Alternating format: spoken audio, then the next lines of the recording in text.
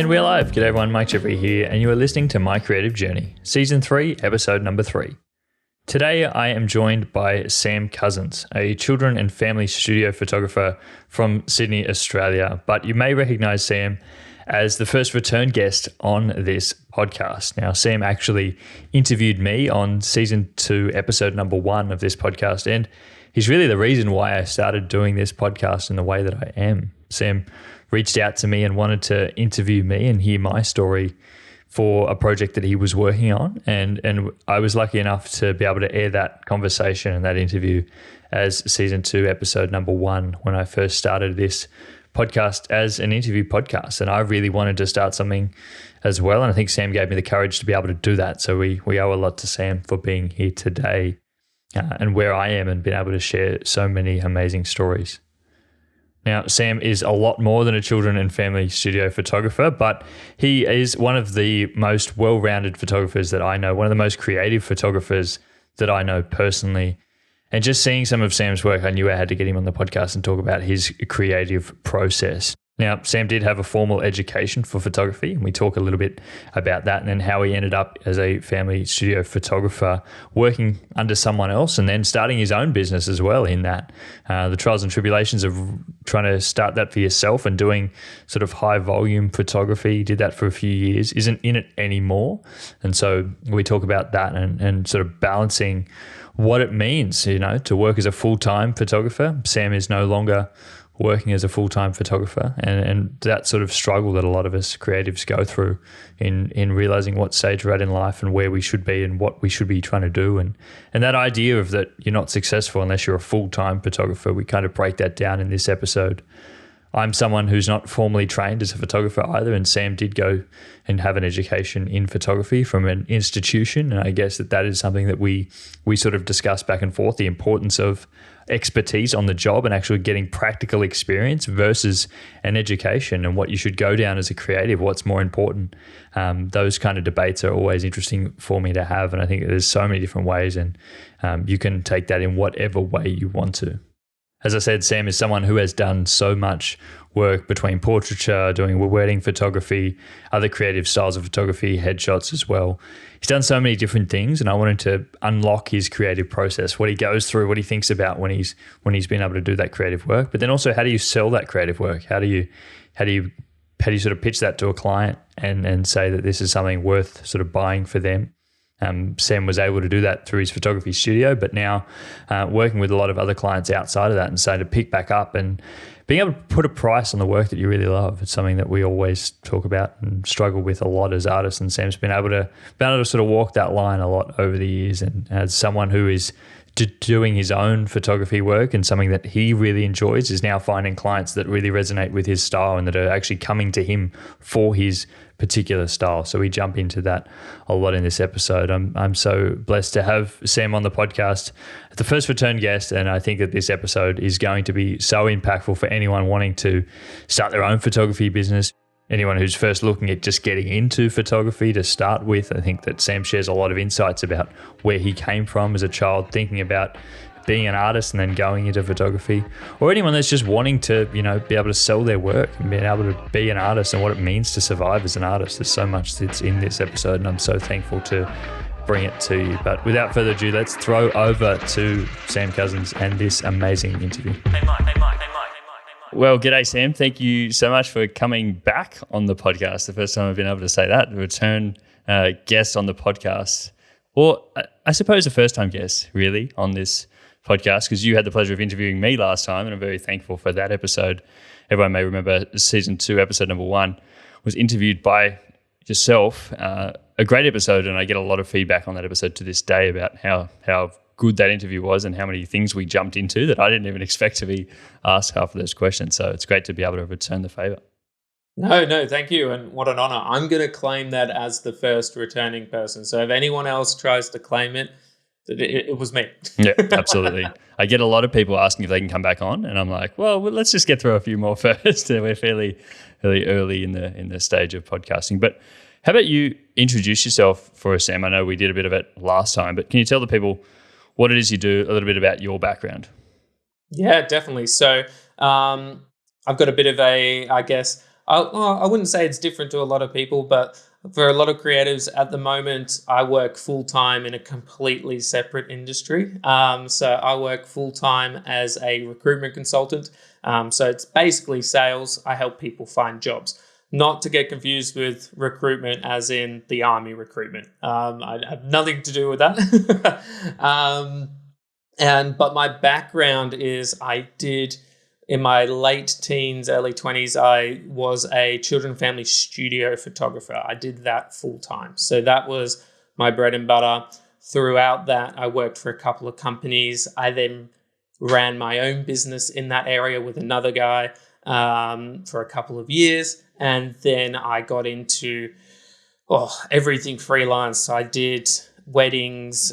We once photographed a whole soccer team, like their whole club. I've done CBA where we had to photograph, I think, 1,000 people in a day, corporate headshots, modeling portfolios, like a whole wide variety of that sort of stuff. So I'd say that's my background in photography. And then recently I've been ramping it up a bit more, building up my portfolio again to hopefully one day stop the corporate life and go back into photography. It's an interesting story, and I'm sure a lot of people can relate. I know when we spoke last time, I was like, wow, this is just so much of the like creative story about having so many different pursuits and trying out so many different things over the years. And I know that I've done a lot too when I'm starting, and you've done way more than me. So it's just interesting to hear how. I'd just love to know how you ended up in so many different places. Are you just really interested to try different things? Well, so I guess if I rewind all the way back, I was in high school. I was in year 11. So for any international listeners, we go to year 12 here in Australia. So I decided that school wasn't necessarily the best for me, like attention span wise. The things that I really paid attention to was actually multimedia. So like my parents sat me down and they're like, look, you do really well in multimedia, but everything else, you're not really paying attention and not doing the best. And I was like, yeah, look, I agree.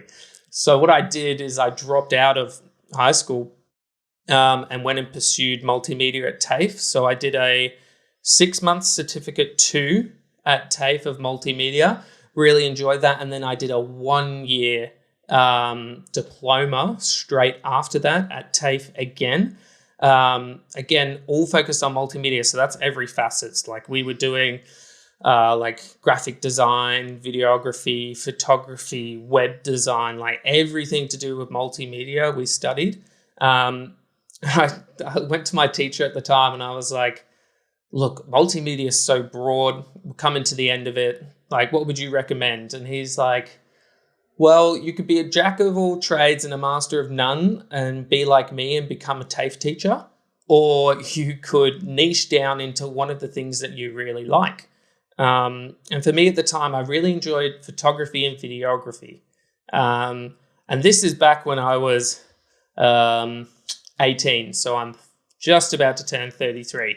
And I remember I really did like videography as well, but I hated the fact that it took me hours and hours to edit a piece of video, which gave me like a 10-second clip. So I said to myself, I'm like, photography, I can get instant sort of gratification from that. It doesn't take me too long to edit. So then that's when I decided to go down the photography path. I feel like it's so hard to choose something that you enjoy. I know as creative people, we all love so many different things. And I know even within our own area of expertise, but outside of that too, I'm so interested in so many things. So I have to continually pull myself back from starting a new project on the side or trying to go down a different avenue, because I'm like, look, if I just gave all my time to one thing, I could be so much further ahead, but where's the enjoyment in that? So interesting that you had that experience early on to be able to try so many things. Oh yeah, well that's why I did multimedia, because I didn't really know what I wanted to do, but I knew that it was within that sort of media space. And then once I finished that certificate and I had that diploma, I was then like, okay, I'm going to do photography, but how do I do this? So I actually enrolled at Ultimo TAFE for a specific photography course. And I was there for 3 months and I got in, and this is no offense to the TAFE or anything, this is more my attention span, but like it was a very theory-based like heavily theory based. And I just again, it felt like I was back in school, like I was just like off with the fairies, not really paying attention. So I spoke to someone, I can't remember who, but they're like, look, just go get an assistancy job in a studio. So I started applying for all these studio jobs as an assistant, not as a photographer, whilst I was still doing photography of my own. And I ended up getting a job at a children and family studio photographer, like actual studio. So I started off as an assistant, which was very daunting because my job was to basically make sure the lights were all right and also make the kids laugh. So what I mean by that is like you'd have them placed like here on like a little platforms and you'd have the light perfect. But because the kids would always move, I would then be trying to make them laugh while the photographer's over here, and then I would be moving the light as they go so we still get good exposure. So I did that for, I think, basically 6 weeks, and then I kept showing them that I was really interested in photography. Like in my breaks, I would go into the studio and set up the lighting on like different dolls, like because they had like actual dolls, to show them that I had the skill set. And within 6 weeks, they made me a photographer. So yeah, that's how I got my first, I guess, job and foot in the door in photography. And I was 19. How important was that experience when you look back on it to get that hands-on experience working under someone else in a studio? Oh, huge. I learned, so in that 3 months of theory, which I think it is good to have that theory understanding, because right now if I talk to other photographers and they're like, oh, it's this many technical stops under and this and rah. And I'm like, look, I just look at my camera, I change the settings and I do it. Like I don't have that as much as the theory understanding as I wish I would. But I learned in that 6 weeks, like tenfold of what I learned over that 3 months of theory. I've spoken to people in heaps of industries that will like say education is the way, and then there's a bunch of other people that will just say no, hands-on, like you get in there and work under someone else and you'll get the experience you actually need. And I tend to agree, because I'm like, you can learn everything, but if you don't actually use those skills, it's harder to understand them first and foremost if you're not using what you're learning. But also, how do you know that that's actually going to apply to you? You know what I mean? Like you could learn so much in any creative career, but you may not apply it because you can go down so many different avenues. So if you learn specific skills on the job, you know at least this is what you need to know because this person has been successful, has these skills. Yeah, definitely. I agree. And I think what I've got a lot of friends who are tradies, and I think the way that they do it was perfect. So they get an apprenticeship, they do 4 days a week on the job, and then they do 1 day a week in TAFE.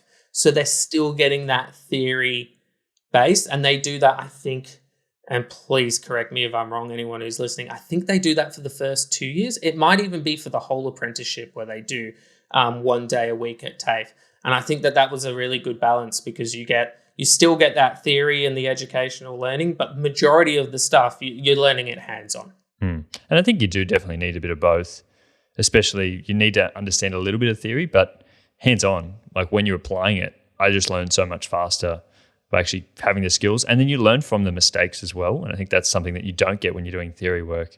You don't understand what actually happens and how to work in stress environments. Like when you're actually out there taking photos, what are you actually changing to make things work, and how do you make it work and happen faster?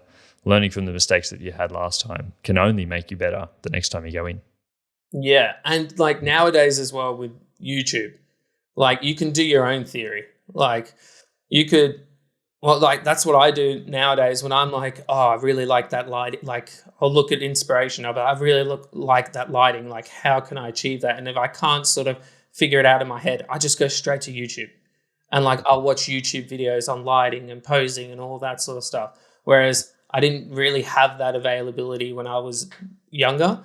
So I feel now that even more, it's more important to go, like you said, get that hands-on experience, because you can just do your own theory and your own study in your own time. Is there ever a point where you felt like you were behind or you didn't have something because you didn't have such a educational background? Oh yeah, looking back on starting the business with like the business partner, definitely. It got to a point where I was like, yeah, if I had a bit more, And not necessarily education, but more just experience or like a mentor or somebody to have learned from to then go, okay, this is what we need to do. Because to be honest, like it wasn't successful. Like we did it for a couple of years, like we winged it. And then it ended up not working out in the end. And I think that's because I wouldn't say lack of education, I would say lack of experience. Experience is definitely something that's important to come by. And I think that is something you can only get in person, as you said, learning off someone else who's been successful in it, and not being afraid to ask questions of other people. And if they're offering to help, how can you get in those spaces, get in those rooms with those people who have been really successful and learn those little bits and pieces. And it's not to say that you have to do something exactly like someone else, but just to go in there and learn from someone else can be so important to actually set you up into the future. Yeah, definitely. Yeah, because it was, so basically what we did is we ran our own children family studio, like photography. It was me and a guy called Ben Williams. He taught, so he was a bit older than me. He taught me like all of like the flash work and all of that sort of stuff. Like he was a big mentor for me. And basically we turned my parents' garage, I don't know however you pronounce it, into an actual little mini studio. And then we used like Facebook advertising and Facebook groups to offer like free photo sessions. And then all they had to do was pay for the images. And we had like an online gallery and all that sort of stuff, because at the time we didn't like the pushy sales nature of the other children family studios that we had come from. But now looking back on it, I would have actually done the sales process just not being pushy. Because if you're just selling them an album, you're sending it to them, they're going to make up their own decisions, and which is good, but you don't have any power of explanation or like being like, hey, if you actually get it this big, you could put it this here and you could put it in the hallway over here and have this as a collection. Whereas we just sent it to them and said, hey, just order what you want. And then sales weren't necessarily that great. I think the one thing I've learned in the area of sales is that if you don't believe in what it is you're trying to sell, it becomes very hard to sell it. And often, most of the time, I'm helping people when I actually sell them something. And I have to put myself in that mindset that I'm allowing them to have this experience or have these images or to actually book this service with me that they wouldn't be able to get from someone else. So I've got to be, as you said, you've got to go in there and be confident in what it is you're selling, because if you're not, and it can sometimes come across like I'm going to try to push this on someone else, but you've got to be confident with it. And it's that backhand. Like I know when I first started, I didn't go hard enough at that, and people didn't know exactly what I offered and didn't know how I could help them, because I was like, oh, I don't want to push it down their throats. I don't want to make them feel that they have to buy from me if I'm not the person. But the further I've gone along, I've realized that, look, I've got to be clear with what it is I offer, and I've got to also to say, well, it's not going to work for everyone, but here's why I believe it's the best way, because I'm confident in what I do. I'm not trying to convince you that you shouldn't go with someone else. I just know what I'm offering and why I think it's so important. Yeah, definitely. I mean, it's at the end of the day, sales to me is an educational piece, right? Like you're giving them the holistic overview of what you do, what you deliver. You're educating them on the value of what you're providing. If you're doing that, you're not really selling, in my opinion. It's just telling them what it is. But people like to coin that as sales. But it sounds like you have a similar approach to me, where you're like, look, I just want to have a clear outline, tell you what I can deliver, provide for you, make sure that you're happy with everything. And if we work together and you like the vibe and you like the pricing, then, let's make this work.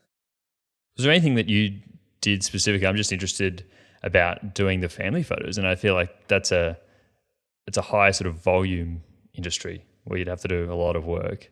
I work in a very low volume industry. I feel like a wedding's being like, I could get away with, doing one per week.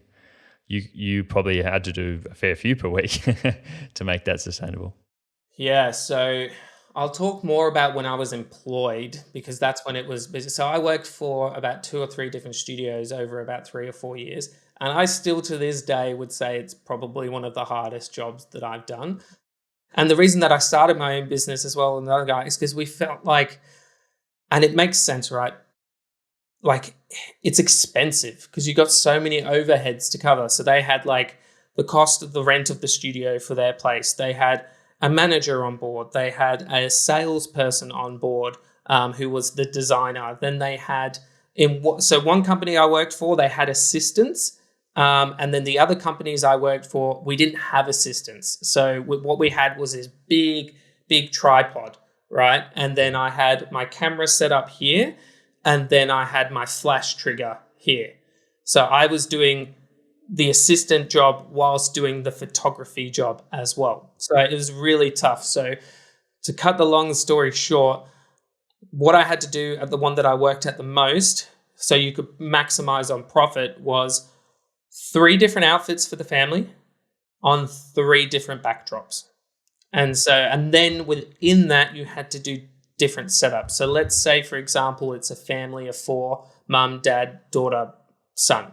We'd had to do on each background and each different outfit, family together, kids individually, mum and dad together, mum and daughter together, dad and son together, then daughter and dad together, then like we had to do all those setups, and then we had to do that 3 different times whilst making the kids laugh and everyone looking good, whilst making sure all the lighting was good as well. You had an hour to do that, and I was roughly doing about 5 to 7 shoots a day, 5 days a week, and I was working Saturdays and Sundays.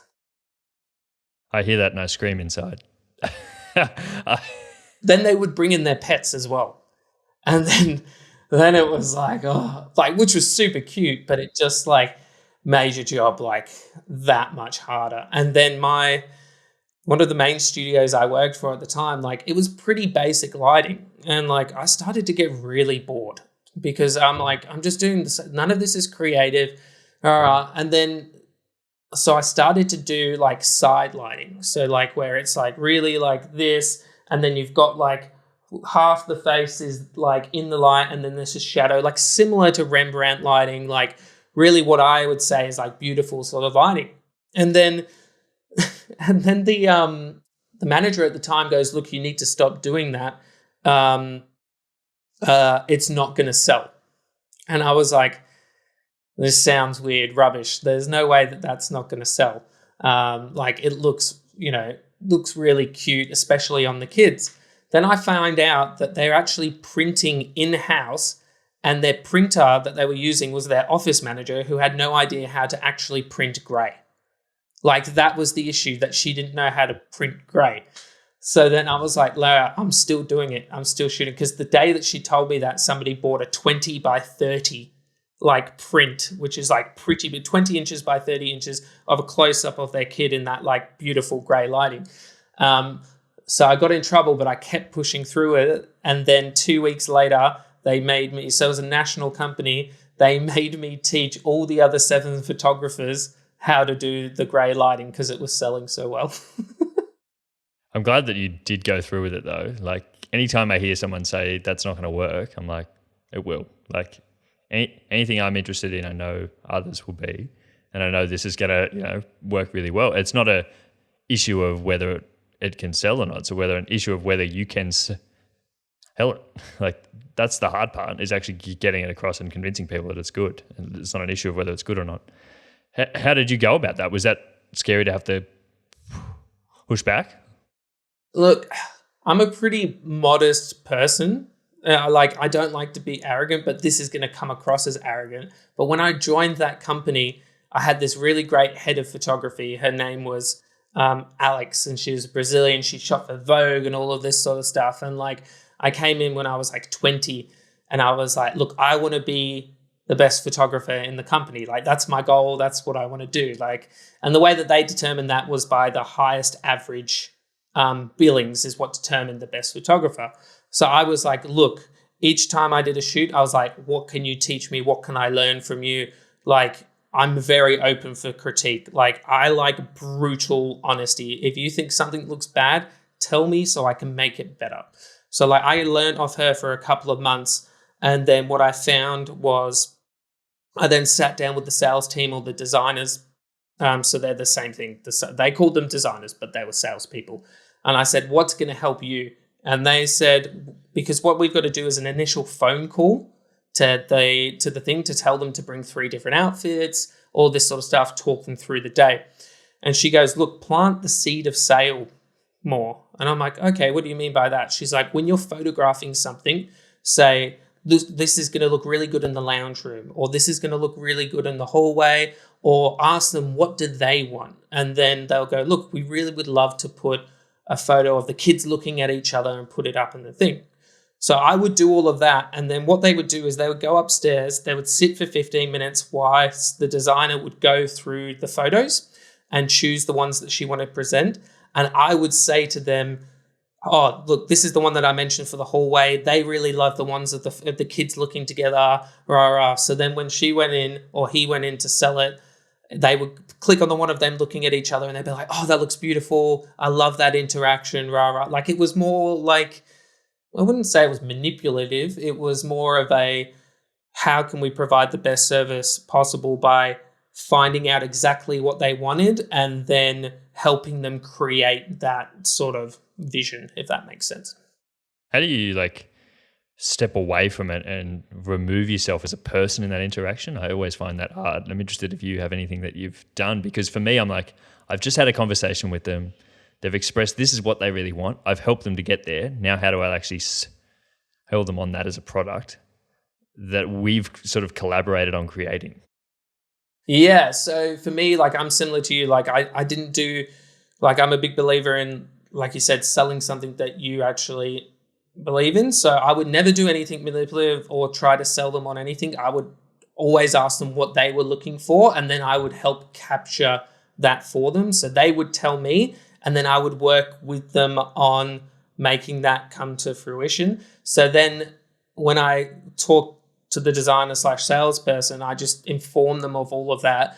And then because we had a good relationship, I just trusted them completely to go and just get it done. And I'm like, don't be pushy. Don't do any of that sort of stuff. Obviously, they'll listen to me if they can, but some salespeople are quite pushy. But it ended up working really well, and within 3 months, I was the highest averaging photographer. My shoots, I think, were averaging around $2,800 per shoot, and then the second person was on $1,700. But I think it came down to I wasn't afraid to ask for guidance or help, and most importantly, critique. I asked everyone in that business, what can I do to be better, without having an ego of somebody going, oh, you're doing this wrong, and then me getting offended and going, oh, bro, what are you talking about? You don't know it. I was very okay, cool. Thank you for letting me know. I'm going to work on that and make it better. How do you not take that feedback to heart? When I'm asking for it, I've got to be open to, it being harsh. And for me, I've just got the mindset of, I'm always asking people who I think are better than me for feedback. So if somebody who I look up to for their work, or they're doing something that's different, or the salesperson, for example, at the time I knew nothing about sales. If they're going to tell me something about sales, they're the expert. If they tell me I'm doing something wrong, I'm doing something wrong.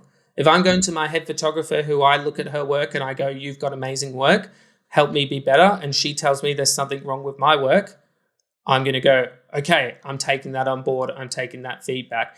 I guess how it helped with, if you talk about egos, is I was always reaching out to people who in my head I thought were better than me. I don't think I've actually, at the time, asked anyone who I thought, well, there wasn't at the time anyone who I thought was worse than me, if that makes sense. How about then asking the clients? Oh, yeah. I definitely asked for their feedback. Again, so when I first started, I'm like, look, hope you really enjoyed the session. Is there anything that I could do better next time? And I think one of the first feedback I got was, look, if you could just let us know what crop you're doing. Are you doing a 3/4? Are you doing a full body? Are you doing a headshot sort of thing? That communication would be really good. And then I think some feedback I got from another person was, oh, you were a bit too loud at the start and our kid's actually quite shy, and isn't receptive to that. Because in my head back then, like what worked for me was being really loud and bubbly because kids sort of feed off your energy. And what I learned was to assess at the start. So on my phone calls before they even came in, I was like, look, how do your kids interact? What do they like to do? And then a lot of them would be like, oh, look, they really like bubbly, outgoing. But some of them would go, look, they're really shy. If you could start like slow and warm up to it. So that was really valuable feedback that I then applied moving forward. I get the question a lot from people about how to take input from clients when they're asking for something specific that you don't think is good artistically, you don't think it's very creative, and you think it's been done before, but do they really after it and they come to you and say, I really want this? How do you respond to that? I'm sure you've had a heap of those over the years where people come asking for the sort of cliche images and you're like, this is not going to look good, but how do you reply? So I've got like a two-pronged answer to that. So one answer was the thing that I learned from this actually children and family photography thing is like I could set up an absolutely flawless like photograph with lighting, the expression of the kids smiling, looked super cute. And I'm like, I nailed that.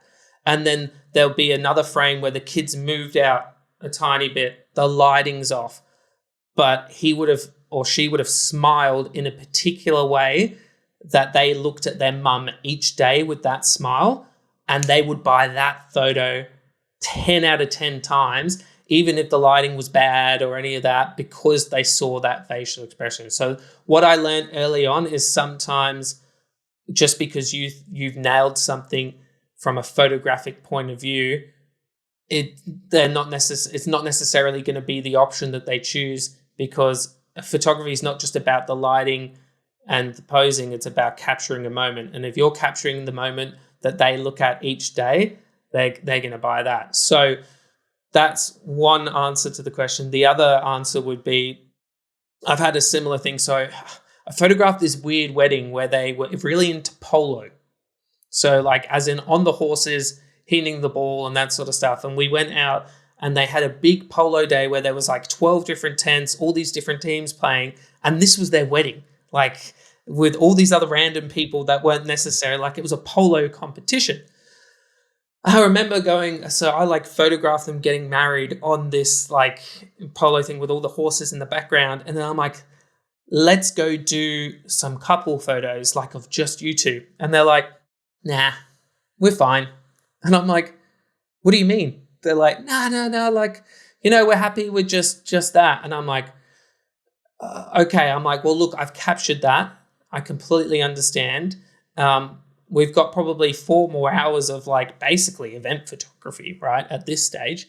Can I please grab you for 20 minutes and we'll go off into like the bushes of like, I think it was Church Point, and I'm just going to get some of you together. Trust me, it's gonna be worth it. And I had to really twist their arm to do it. But then they did it. They got they were very thankful. And then a second one, like a similar one, like they're like a different wedding. They're like, oh, we want this photo. Like you said, it was a very cliche photo, like nothing special. Like we want it in front of this scenery and we want to be very posed. And I'm like, look, I'm more candid, like fly in the wall sort of stuff, but I'm happy to do that. I just wanted to let you know it's not necessarily my style, but let's do that first. And I'm going to show you on the back of the camera to make sure that we've nailed it. Make sure that you're really happy with that. And then are you happy for me to then do what I do best? And then they were like, yes. And this is why I think pre-wedding briefings are so important, which I learned early on because my first couple of weddings I did were assistant jobs. And one of them was this big, huge wedding. And the bride was having arguments with her like mother-in-law, like screaming matches whilst I'm in the room. And I was like, this is awkward. What do I do? So I learned early on, like the pre-wedding brief, ask them the questions, ask the kind of stuff that they're into. Like I've literally got the vibe from someone where they're like, oh no, we want everything posed. We want everything really formal, really posed. And then I've just turned around and said, look, this isn't going to work. I'm not the right photographer for you. Because I learned from that you're just going to cause yourself more pain than anguish. If you've got people who compromise, like that couple where they go, yeah, look, we just want that one really posed, cliche in my mind. I'm not doing it justice. Like, it was a nice photo, but they're like, yeah, and then we're happy for you to do your style. That's what you want. I'm so glad that you brought this up, because I think for a lot of people, the biggest skill and the hardest skill to master is working with other people. And that is something you can't learn out of a book. You can't learn that on YouTube. You've got to learn that through experience and working with people. The hardest thing that I think we all learn stepping into that sort of freelancing realm is the hardest thing is to turn down work. Like, you've just got to trust your gut. If you think that these people are going to be more pain than they are, then 9 times out of 10, your gut's right, they are. And then you're going to have a bad day. Then I think that even the hardest part is not necessarily even photographing the day. It's dealing with them after, because they're like, oh, I'm not happy how you edited that. Or I'm not happy how you retouched that. Or no, I'm not happy with the pricing on this. And it's just, you've just got to go, look, this is not going to be worth the pain. It's not going to be worth it. In the end, I'm going to spend more time on them. I'm going to lose money. And that's what I learned early on the hard way. So if you got a bad feeling, just run. And it is so hard, right, to turn down work when you may not have a lot of work. And I tell a lot of people, try to calculate how much work you actually need, because I think it's a lot less than you actually think. Like, in order to survive and get by, do you need to take this job? Is it that important to you? Is it going to stress you more? Probably in the long term. But also, what are you signing yourself up for? Especially if you're working in advance like I do. What am I committing myself to do in 18 months' time that I may turn around and scream at myself in 18 months and say, why'd you take this job? I'm in a position now where I don't really need it. Why'd you sign yourself up for this? But I think the other way is also true, where what you were saying before, where you're working with those guys who didn't want to take photos. At the end of the day, they were on their wedding day and didn't want to take photos. This is why I always am very clear with what I do, and I tell people, these are the images that I'm going to get, and this is the expectation of the style that I have, so that then when they do get on the day and in that stress, they're like, oh no, we don't want any more photos. I'm like, you do want these photos, and I know that we've discussed it before, you want these photos. So being clear on the same page, and if you can't get clear early on, then it's probably not a good deal. Yeah, and I always find, and it's a bit of a stereotype, but most of the time it's the groom who's like, oh, we got to do this again. So I really focused on, because I haven't done a wedding in a year now. I stopped doing weddings about a year ago. But I really focused on building the rapport with the groom and just being like, look, personally, I hate photos of myself. I completely understand, but you're not doing this for you. You're doing this for your partner. And that happens sometimes with, it could be the bride, it could be the groom, but you've just got to keep building that rapport, making it relatable, make them understand that you know what it's like to be in that situation, and just keep reminding them at the end of the day, I'll try and make it as quick as possible. I'll try to be funny. You can have a drink with you at the same time. It's not for you at the end of the day. It's for your partner who really wants these images. And most of the time that works. And you just got to not be afraid to be assertive. I wouldn't say aggressive. I'm using my words here very, very carefully. Assertive in all facets of the wedding. I'm assertive with if they go, oh no, just I had a lot of times where I'll be like, look, the best time to photograph, in my opinion, is sunset, half an hour beforehand. And then they'll send me the run sheet and they've got dinner, speeches at that time. And I'm like, you are moving those speeches. And they're like, what do you mean? We can't. And I'm like, give me the coordinator's number. We're moving those speeches. And I'll show them images of what I've done before. And I'm like, do you like my work here? And they're like, yeah, that's why we hired you. And I'm like, I get those shots at this time. We need to work around that. It's not going to take long, but you've got to be, because early on, I always remember one wedding that they told me that they were doing food and whatever, at that time of sunset, and I didn't get the sunset shots. And they were really happy with their photos, but I remember them saying to me, they're like, oh, we would have loved some shots how you've done before, like these. And they showed me this, and I was like, look, this was at the sunset time, and you told me this was when dinner was, and I didn't want to, interrupt that. And they're like, no, we wish you had grabbed me. So that was like one of my first weddings I did by myself, and I was just too shy, too nervous to sort of speak up. And you got to remember that you're the expert. They've hired you for a reason. You need to educate. Again, it comes down to education. It's benefiting them. I'm sure you've had very similar situations. Absolutely. Like, you're the one that's done this a million times. They're actually coming to you for a reason. You're helping them to solve that problem. You're helping them to understand. Like, the amount of people that come to me and don't know what to include in their sort of timeline in the reception. I'm like, this is easy stuff, but that's because I do it every single, all the time. Like, I understand that. And so helping them to understand what goes first, in what order, where we should do things.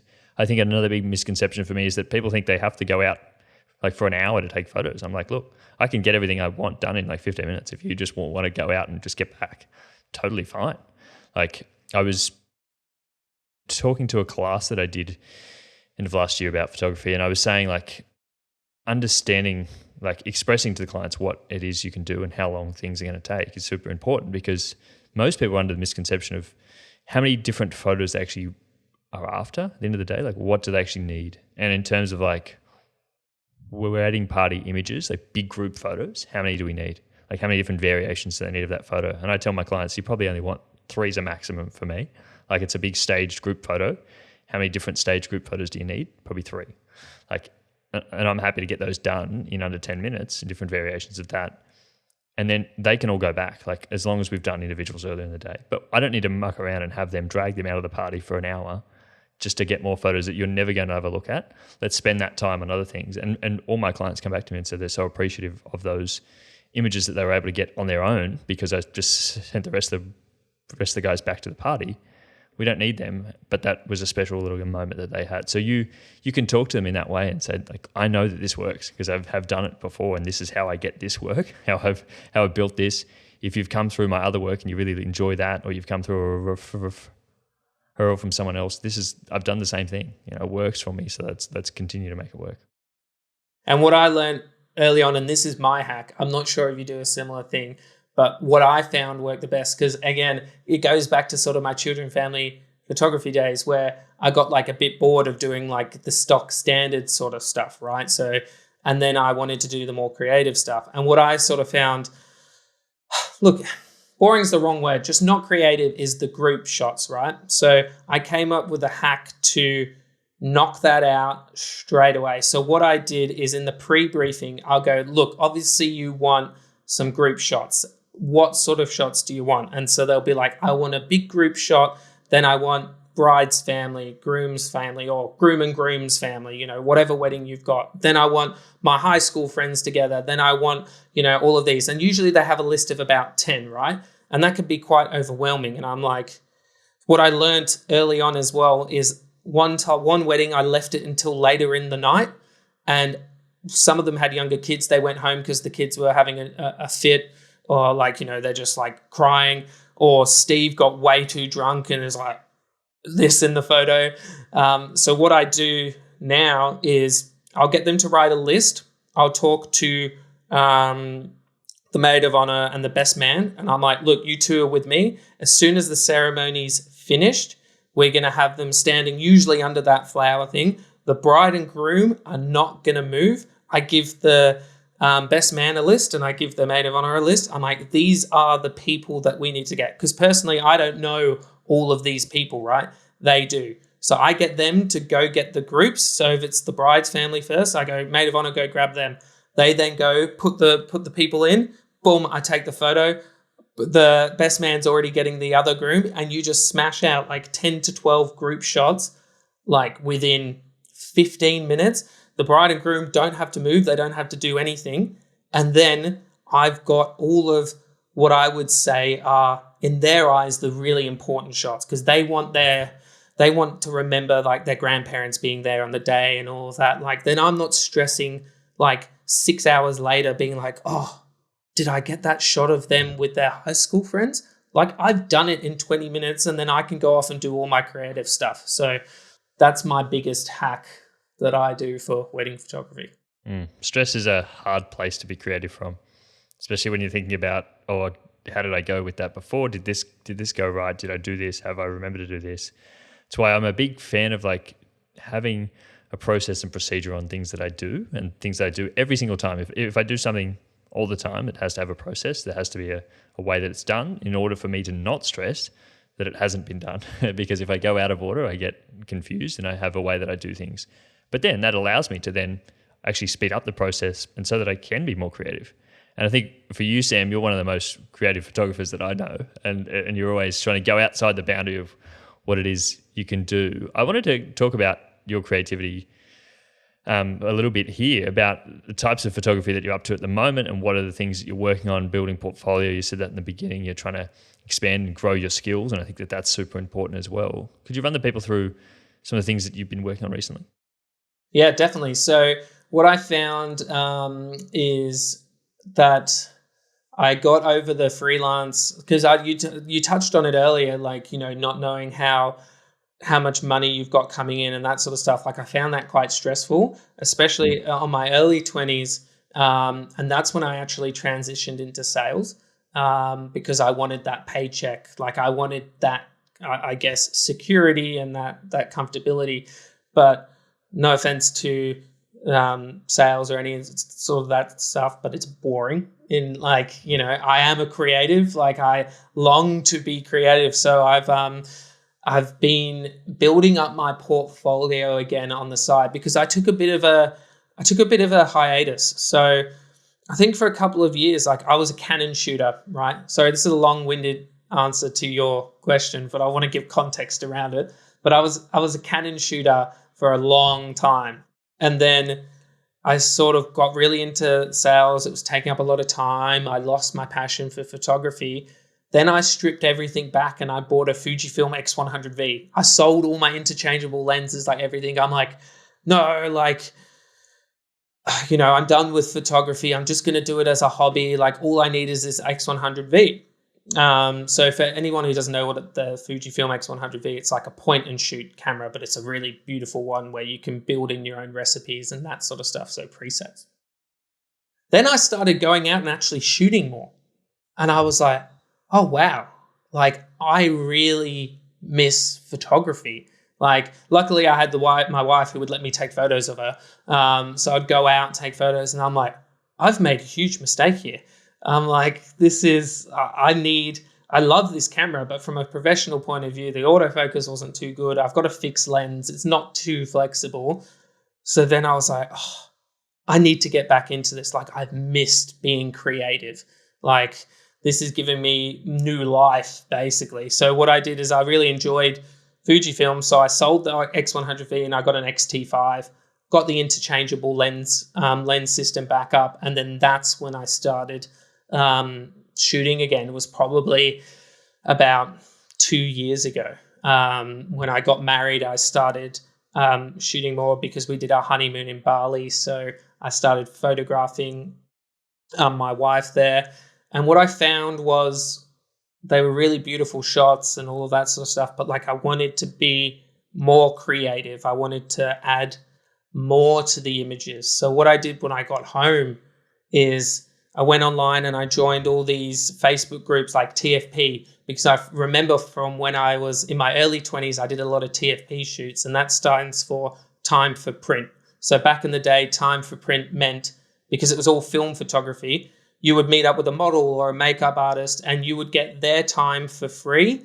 And the print part was you would provide them printed images as your payment. So everyone was benefiting from that. Obviously, now that it's digital, we just give them digital images. It doesn't cost us necessarily anything, but the whole concept of TFP is still there.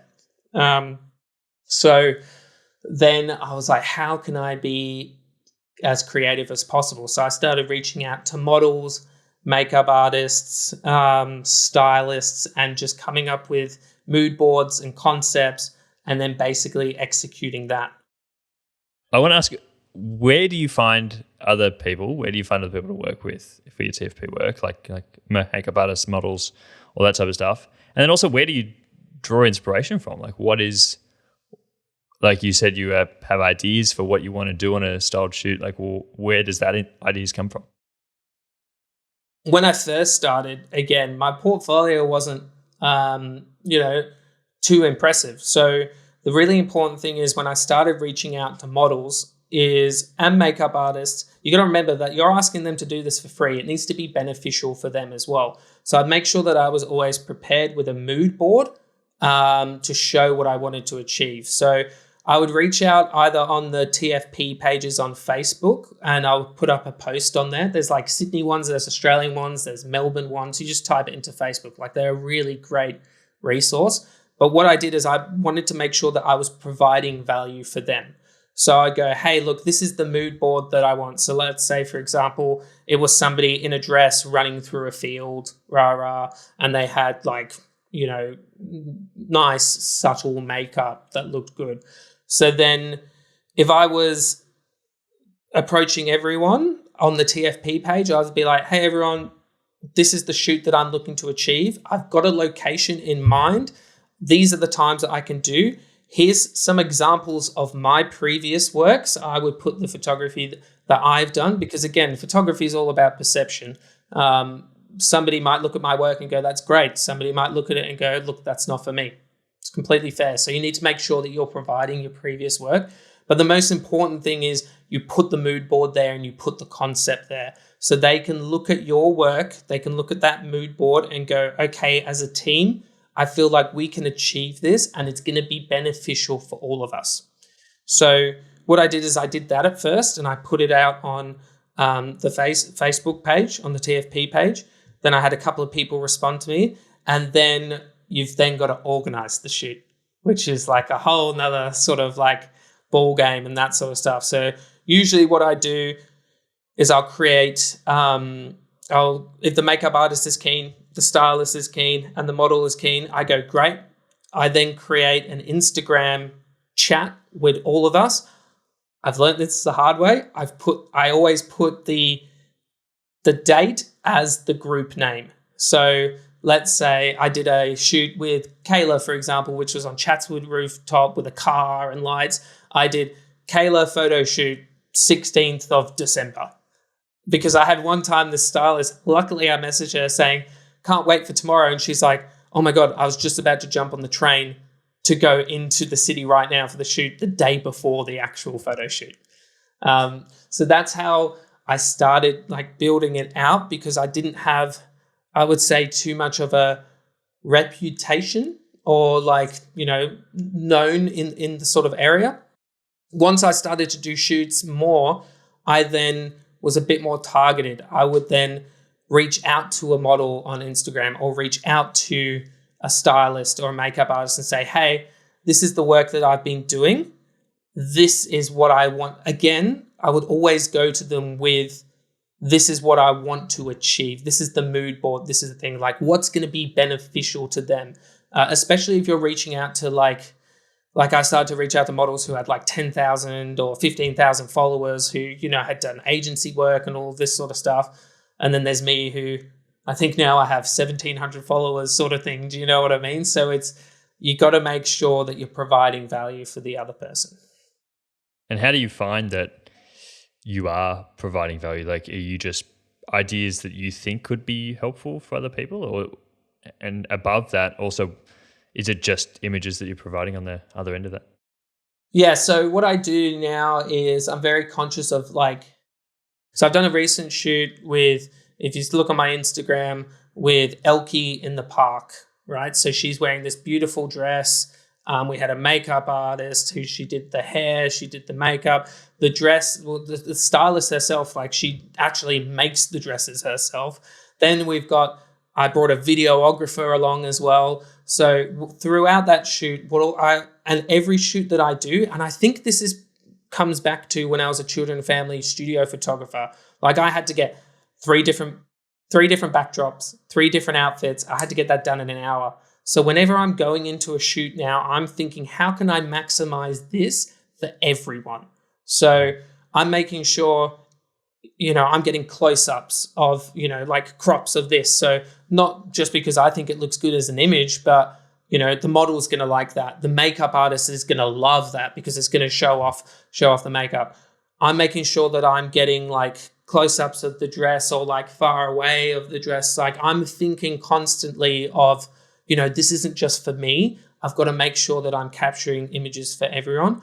And I think we need to remember we're shooting digitally. Like it's not back in the day where we've got like 25 to 50 shots. The only thing that shooting more for us is just going to cause us more editing time, but it's going to give so much more to the team that you're working with. So I'm always conscious of, and I'll have that discussion with them beforehand, like similar to when I had a client. So for the dressmaker and the stylist, what sort of shots do you want out of this? Oh, I would really love a close-up of the bow. Like normally between you and I'm not going to post it on Instagram, a close-up of a bow. Like that's not to my thing, but it's only going to take me a minute to get that shot. And then it's the same with like the makeup. And then I've been involving like other photographers I've been collaborating with, other videographers I've been collaborating with, because one, it's great to learn from them, and two, it's fun. And then three, it also, for the model, for the stylist or for the makeup artist, they're not just getting my shots for their portfolio, they're getting the other people's shots, they're getting the video. Like that's what I sort of aim to do, is provide as much value as possible for everyone. And it's great just to be around other people that are interested in that type of stuff as well. I'm sure the community is amazing to be able to build with like-minded people who really love that stuff. Even having other photographers there, you're like, well, I know that your work's not going to be the exact same as mine, but I'm probably going to learn something from you. And you're going to learn from me. Like we're all going to try to be in this together, and how can we bring the best images out for these other guys who are all contributing their time as well. Yeah. And I always find the models get pretty excited when I go, hey, I've got somebody who's going to do video as well. Like they always get like, oh, that's going to be awesome. I'm like, yeah, it will be. And then you just got to work with the video, right? Like, so that's always fun. And even for people in specific industries, I think this is a great idea to actually do this sort of work still. Like I talk to a lot of people all the time that are scared to do free work because they're established. And I'm like, I think free work has its place working for your time. If you want to create a new style, if you want to head into a new area, if you want to change into a different, space, into a different, if you want to move to a new area in the world, to build connections in that place, it's great to work for free and get other connections that may then help you further on when you do go to do more other paid work. I'm sure you've worked with makeup artists, hairstylists, other stylists before that you're like, wow, if I ever have a job, they're going to be the first people I'm calling upon because they were so good and easy to work with on the day.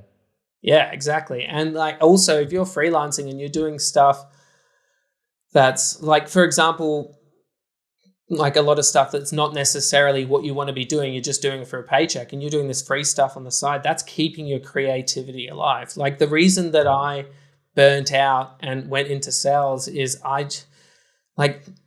what I wanted to do was be a photographer, right? And I ended up being a children and family studio photographer. And what I found was my passion was photography, but my passion wasn't children and family studio photography. And I wrestled with but I'm a professional photographer, right? But just because I'm a professional photographer, I'm not necessarily doing the work that I wanted to do. And I burnt out, went into sales, and I didn't touch a camera for a couple of years. So I think it's very important to, like you said, if you are doing freelancing and that sort of stuff, don't be afraid to do the free creative shoots. Like they're fun.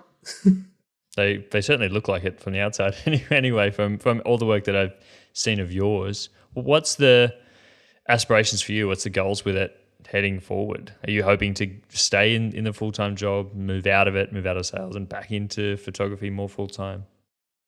Before I get into that, the other good thing to help with finding people for TFP is photo walks. So I went on quite a few photo walks. I think the ACC do a lot of photo walks where you can actually go and meet other photographers, other models. Like they're really great to go along. Usually they have around 10 models. You go and introduce yourself, you make friends. Sorry, I forgot to mention that. they're very, very important, is going on those photo walks.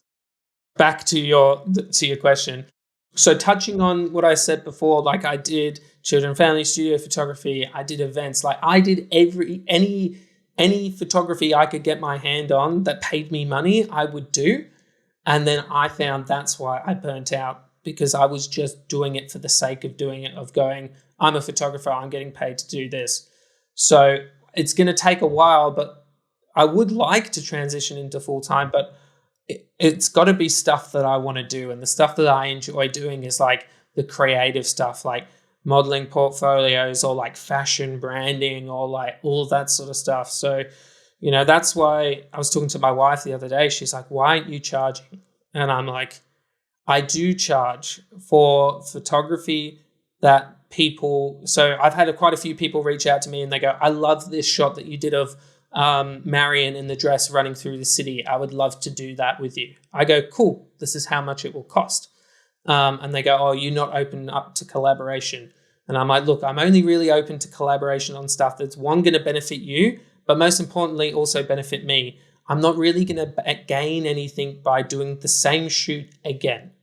If I'm doing the same shoot again, then, it'll cost. So I've got a shoot coming up where she sent me photos of the shots that I've done at the beach with like the lighting and like the sunset. And she goes, I love your work. How much would it be? And I'm like, it'll cost X amount to do this. And she's like, cool, let's lock it in. So my plan is to build that up and then also do more tutorials, like lighting tutorials and that sort of stuff. Like I did one for my Peaky Blinders shoot. I got some really good feedback on that. So I've just been in Japan for 3 weeks. So I've done a couple more of those sort of tutorials with using different lighting in like a different country with compact setups. I tried my hands at, I'm putting together like a short sort of like film as well. Whether or not I do it justice, bear with me. But yeah, that's the plan. It's cool to hear like you're trying to do the work that inspires you or that brings you joy, because you've been through that burnout stage before of just working for the sake of working. And I think it is an ego thing for a lot of people about like they're not really surviving their business and they're too scared to go back and work for someone else or to have another job to give them a bit more stability, because the whole thing of like I work as a photographer, that's the only job I have, it's a bit of an ego thing. And it's unfortunately that it is in the industry, and especially for a lot of creatives thinking that it has to be their only job in order to be successful. But you can be successful regardless of how much you work. I think if you enjoy the work, that's a really good marker of success. First and foremost, if you're itching to get out of bed every morning and to go out and do those creative jobs and expand into things like you've been talking about.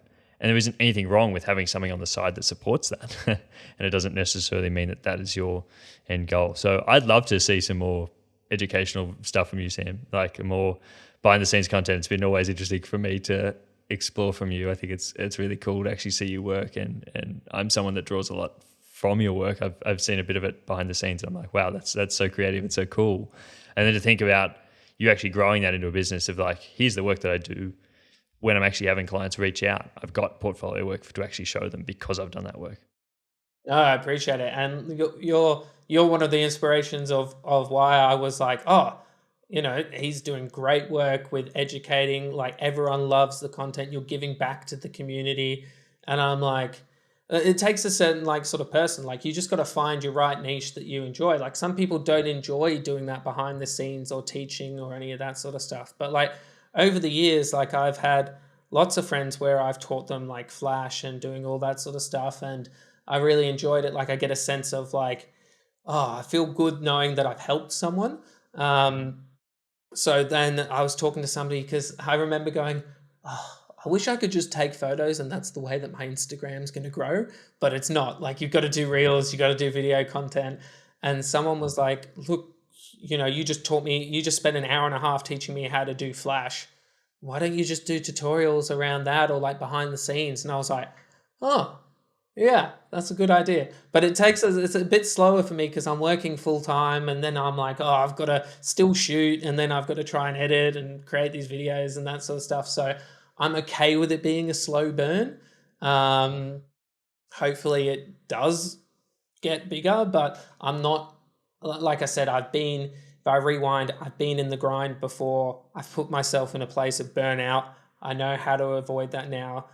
Like, and like you said, it's okay to be doing other jobs on the side whilst you're building it up. Like when I was running that small business, like we weren't getting too much money coming in. So I was working a bar job and I was working as extras on the like TV shows. So like I was in the background of Home and Away and all that sort of stuff. And like that was fun. You know what I mean? Like you've got to look past the fact of, you know, nobody's going to be like, oh, you just do photography part-time?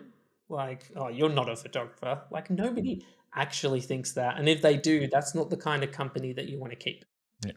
And you got to remember why a lot of us end up in the areas of photography that we do. I know so many family photographers, so many like real estate photographers, so many corporate photographers that are just in it because it does actually pay well, not necessarily that they enjoy it. And I think a lot of us close our dreams down of being, you know, doing portrait photography, doing like landscape photography, doing other styles of photography because we think you're not able to make an income through that, or you couldn't possibly sort of sell that to someone. And I think for me, a big realization was, look, I can make money by just going out and taking photos every day and helping other people to do the same thing. Like that's a crazy realization. Even if it's not your only thing, if that's something you just try and start and see where you go with it, I don't think there's any hurt or any harm in that. Yeah, no, exactly. And so the business partner that I had, he then went out and started doing landscape photography because that's what he loved, selling prints online. And then what he did was corporate photography on the side. So a lot of stuff for like universities and all of that sort of stuff. And then I think he's built it up now that he's got a team that works for him. So they go out and do the shoots and then he just organizes it, project manages, and then he just goes out and photographs his landscape still. So he's got that income stream coming through from his business of at the start he had to do the grind and get through. It wasn't necessarily what he loved, but he had an end goal and he's like, this is, if I can do it in this timeline, then I'm going to be set. So many different avenues. Yeah, it's great to hear that you can still do both. I think a lot of people just resign themselves so they can only do one thing. You can have multiple different things on the go at the same time, and it's definitely able to work. Is there anything else that you want to leave the audience with today, Sam? Any bits of wisdom that you've got from over the years? I'm sure you've already imparted a heap on me today, so I'm sure that everyone will get a lot from this. But is there any big takeaway, any piece of advice that you would love to give someone, especially in your shoes when you were first starting? It's amazing to hear your journey from starting and ending school. Any advice you would give to someone from back then or when they're first starting? Yeah, like I said, I think the main bit of advice is to take away the ego and ask people how you can get better, and don't be offended if they tell you, hey, this doesn't look good, but this is how you can change it. Like, be open to that. And I don't think you should ever stop that. Like, I'm 33. I've been photographing since I was like 17. Like, I'm always asking that question of, you know, how can I be better? Because at the end of for me, I always I look at every shoot to be like, how can I make this better than the last? So that would be my passing thing. But I did want to ask you one question before we go. Is obviously you're traveling now. What's next for you? What have you got coming up this year? Thanks for me. Good question. I'm really keen to go into more educational stuff, and I've really enjoyed that and the actual freedom that's been able to create for me personally. Still love working as a photographer, and I'm trying to work out how do I sort of balance that, but also give myself freedom. So definitely stepping back a little bit from in-person photography work, but then creating more freedom to educate online. So that's going to be interesting, I think, yeah, for sure. And talking about the work that I love, I think it's been a hard thing in my head to get myself around being a photographer without working as much as a photographer. It's like stepping back from in-person photography. That's a hard thing and something that I've been struggling with for a long time. And I think I've just got to throw myself in and it'll either work or it's not going to work. And I'll be able to, I can always go back into working in more photography. But I think the actual feedback and the stories that I hear from people and how much they've been able to help them in that sort of stuff, I'm like, look, I've got to try this a bit more and see what I can do with it and see where it can go. It's in a really good position at the moment in order to be able to grow it to a point where it could be its own thing, on itself. So that's part of the goal for me is I'd love to be able to do more of that sort of stuff. Amazing. Yeah, because I love how you not only do you teach necessarily like the fundamentals and the practicality of it, but the thing that I love about your tutorials and your examples is you give the why. Like, why are we doing this? And I think that that's a really good like way of learning. So I love it. I can't wait to see more. Is it going to be a combination of like workshops, reels, like face to face? Is it online stuff? Like, what does that look like? Yeah, in person, but also I think a majority online. It's going to be a lot of online education. Hopefully to step into like longer form content as well. Would love to do some of that. Like YouTube has always been on my sort of radar. Love to do some more educating in that space, longer form where I can really explain more stuff. I think that I had success in like short form content because I was able to get my point across very quickly. So going into longer form does scare me a little bit to be able to elaborate on it a bit more, but I think it's a good space. And I'm like, I know I care about this stuff. I could speak about it for hours, so I'm sure there's an audience out there that will also care for it. So that'll be really interesting. But again, I've got to step back from other work in order to be able to do that because I know how much is involved. Just being on Instagram is involved enough, whereas alone creating like longer form content, other online education content as well, like workshops and things like that. So have to give myself a bit of a step back to be able to do that because it is almost a full-time job in itself. Oh, definitely. And like the long form, I can't wait to see your long form YouTube content. Like I said, a lot of stuff that I'm like learning from or trying to keep like up to thing is YouTube. Like I'll go on there, I'll look at the tutorials, like the long form. So I can't wait to see what you produce in that. That's going to be awesome. It's a big reason why I started on here as well. Like started this podcast because I was like, where did I learn when I first started? It was podcasts and YouTube, really. Like I didn't learn a lot on Instagram. It was almost like only images back then when I was starting. So didn't learn a lot. I mean, I'm very glad that I was able to educate a lot on Instagram and on other short form content. But I think longer form is where it's really at, and to get really good quality education, I think that's really cool. So hoping to step into that, and it should be scary, but it'll be good fun nonetheless. Yeah, you got to enjoy it. No, I can't wait to see it. And look, thanks again for having me on. It's been great chatting. Like you said, I'm sure we could probably talk for another 2 hours. Yeah, I could talk forever. It'll take too long and people will definitely disengage. Well, I'm sure people got a lot from this conversation. If you're up for part 3, well, we'll definitely organise that. Definitely. Yeah, definitely. Maybe I'll come on one of the long-term YouTubes or Mate, that would be great. I would love to do a good long-form explainer, on how you do your photography. That would be great. Or we go out and do a shoot together. That would be cool. Please, let's line that up, actually. I've been wanting to do that for a long time. Yeah, awesome. All right, thanks again. Cheers, mate.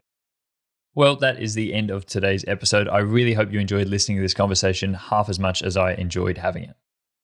If you did enjoy today's episode, I would really appreciate it if you did leave us a 5-star review on Apple Podcasts or a 5-star rating on Spotify. Or if you're watching over on YouTube, give us a thumbs up and leave us a comment down below to let us know that you did enjoy this episode.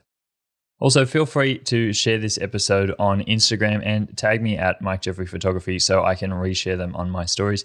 And also message me and let me know who you would love to hear on an upcoming episode of this podcast. I've always tried my best to be able to have conversations with people who are in the creative space and people that I think would be a good fit on this podcast. And I would love your input as well. In a very privileged position at the moment where, I'm able to reach out to people and have them on my podcast and have really interesting conversations with a whole range of people in the creative space and talk about their creative journey. So if there is anyone you would love to hear from, please let me know and I will do my best to try to get them on the podcast. At this time, I would also like to acknowledge the first creatives of the land on which I am recording today, Aboriginal and Torres Strait Islander people of so-called Australia. As we tell stories of today, I just want to reflect on how First Nations people here and across the globe have guided and informed our understanding of the creative journey. But until next week, friends, have a lovely week and I will speak to you all again next Monday. Bye. Editing and post-production on this episode was done by Mossy Media, and music was created by JWPATON. Hey Mike.